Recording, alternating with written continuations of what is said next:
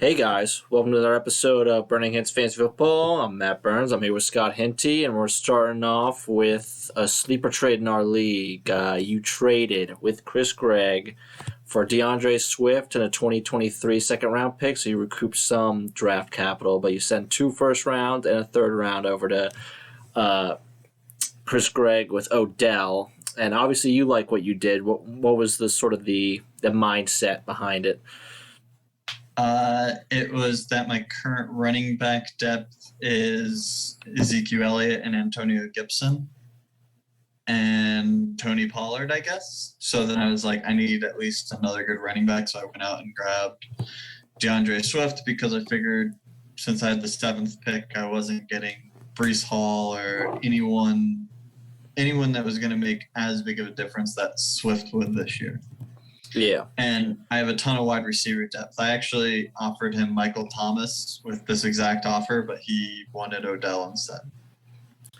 That's a curious choice. Just with Odell being, no one really knows where he's going to go just yet. I think what it is Michael Thomas hasn't played in 2 years, basically. Yeah. Neither is like a safe bet, but I mean, I like your end. I think we talked about this. It sucks giving up all that capital, but at least you get a second round pick. But just having DeAndre Swift, and also in the news, like right after the trade, like I don't know if you saw this past week, Dan Campbell was like, you don't need an elite quarterback to do well in this league. So it sounds like he's going to be a ground and pound guy, and really ride on running backs and not so much try to find the next Pat Mahomes. So did not see that, but that's good news. Yeah, it's good news. And just having good running backs, because it feels like every year it gets harder and harder and harder to find good running backs. Maybe Odell goes to a place that it works out very well. Like if he goes to the Chiefs, perhaps, it's like a huge win for Huizamwatsa. I don't really see that happening. But, I mean, stud guy, you never know. Could be good week to week, but that's great draft capital for Greg if it works out, especially next year. Yeah. Because you never know. This year is kind of a weak one, but we'll see. So we're going into the draft, and we're doing QBs and tight ends today. And we're going to start off with tight ends because it ain't going to take long. No Kyle Pitts this year. We'll go over to tight ends. I don't really know a whole lot about the tight ends. I know about the top guy, and I know the UCLA guy a little bit, and I've heard a little bit about the A&M guy and another person, but what's your sort of base on the tight ends this year? Well, first off, there is no Kyle Pitts, so there's no one who's going to really have fantasy value this year. I do like Trey McBride. I'm not his numbers are crazy except for his touchdowns, and it really doesn't make sense. He had 90 receptions for 1,100 yards and only 1 touchdown. So I think he's going to be really good, a really good pass catcher, but I don't think you're going to really see anything until a few years down the road. And also it's who's going to draft the tight end? Where's he going to end up? Are they going to use him? I mean, to me, I like McBride over everyone in this class. But then, behind him, I don't really see any value at all. I mean, people do like the Dulick guy, but I like McBride the best. And again, it really depends on where he lands. But I don't I've not seen where he's been mocked to. I've been looking at mock drafts. It's kind of just random. Yeah, I've seen him as high as mid-second, but generally it's, bottom of the second, the third.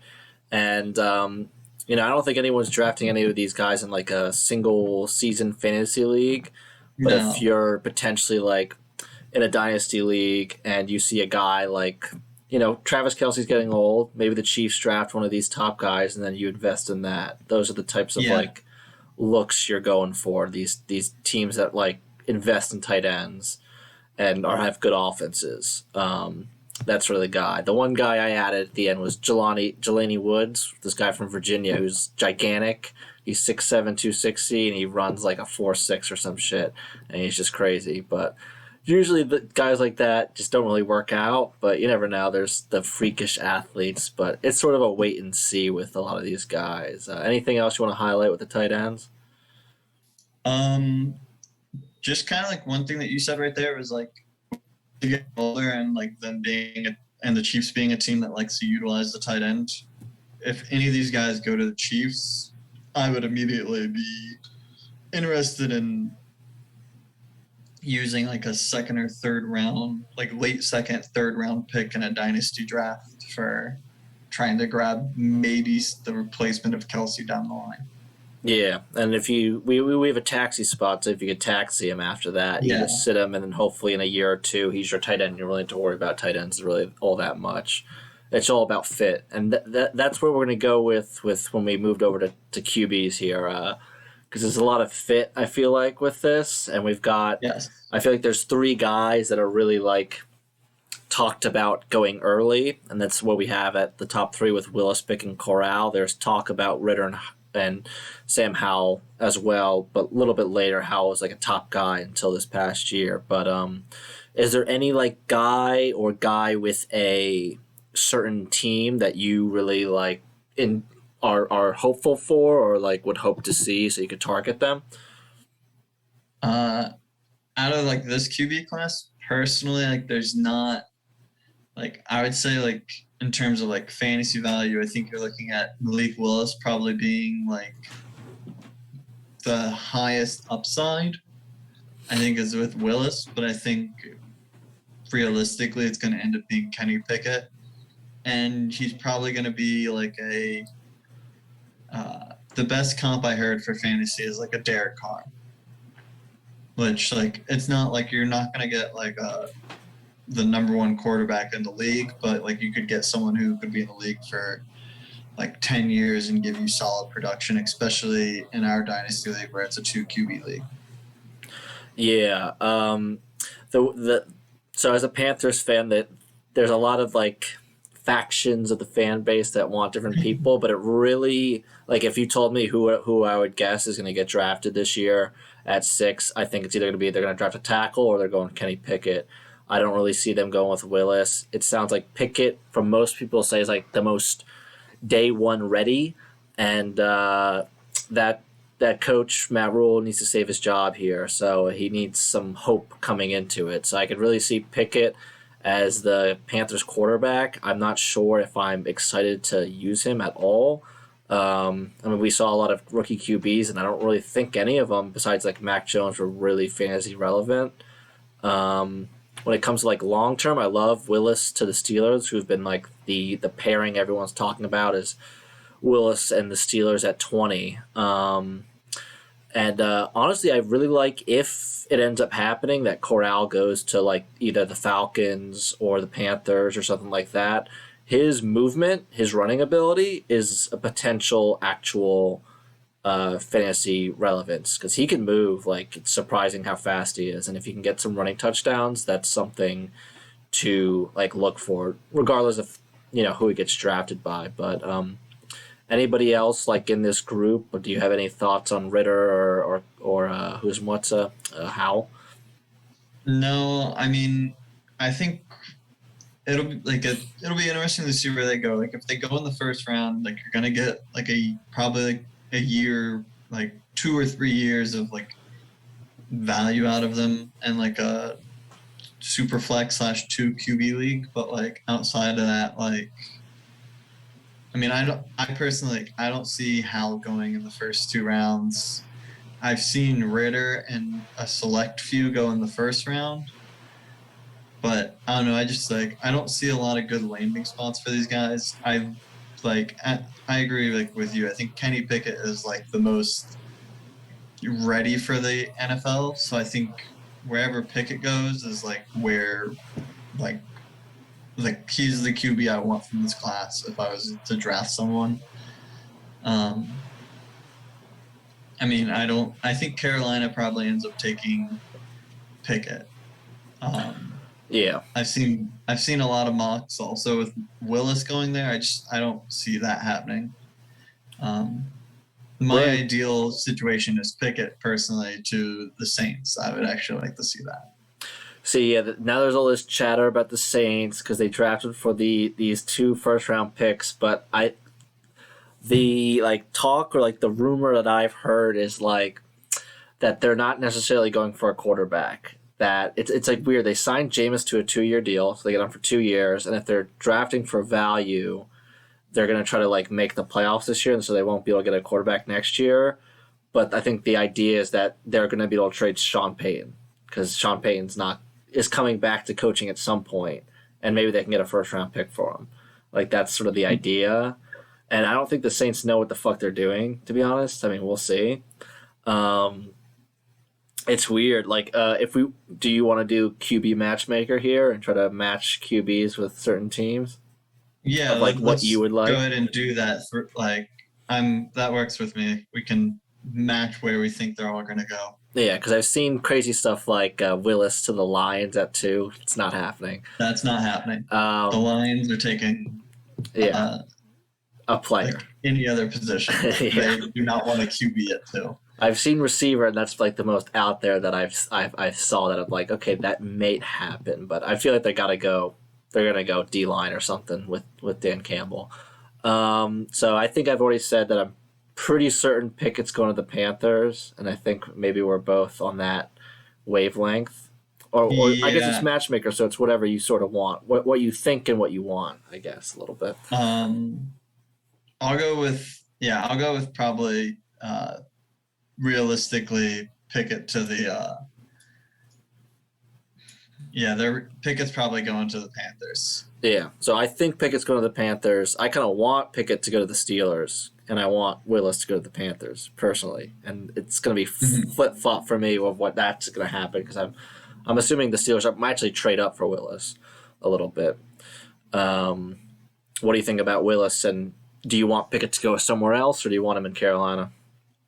As I said, I want Pickett personally to go to the Saints Oh yeah, because I think that's where he'll have probably the best future moving forward. Um, I just like it might be the Steelers, but I think the Steelers. I really think that Trubinsky's going to be their guy for like this year, and I think he's going to.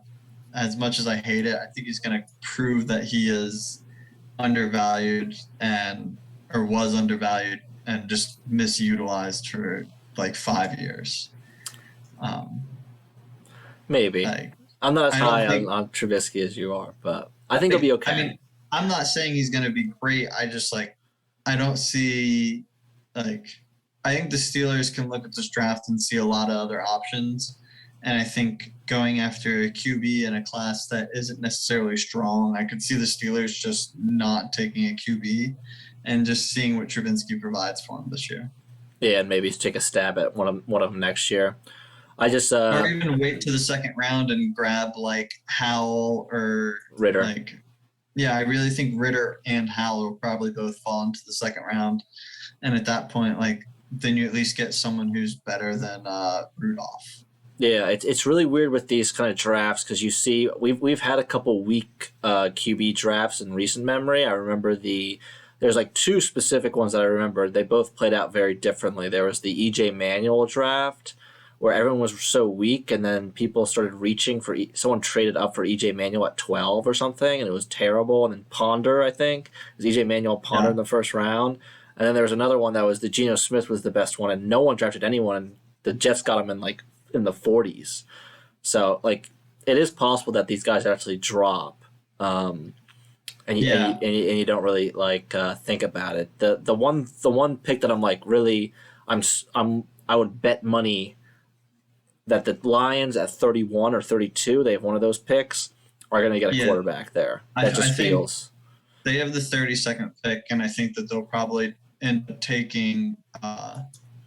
I think they'll take a quarterback there, and I think it'll probably end up being Carroll that falls to that area. I really think QBs are going to fall in this class. I don't see them shooting off the board. Like, I like Corral to Detroit. It kind of fits. He can move. They don't have. And they have a good. It just feels kind of right, and he can sit behind Goff, Yeah. and Willis can sit behind Trubisky. There's a lot of like people that just. I don't think any of them are ready except for Pickett. So Is there Even any? Pickett, I don't think is necessarily ready. I just think he's not as like he's the only one that like during the combine had like an even like remotely accurate like middle like range ball of like a 15-yard pass. Like everyone else was nowhere near as accurate as he was. Yeah, and I remember the big concern with people with Willis is he only throws on the outside for some reason. He doesn't throw over the middle.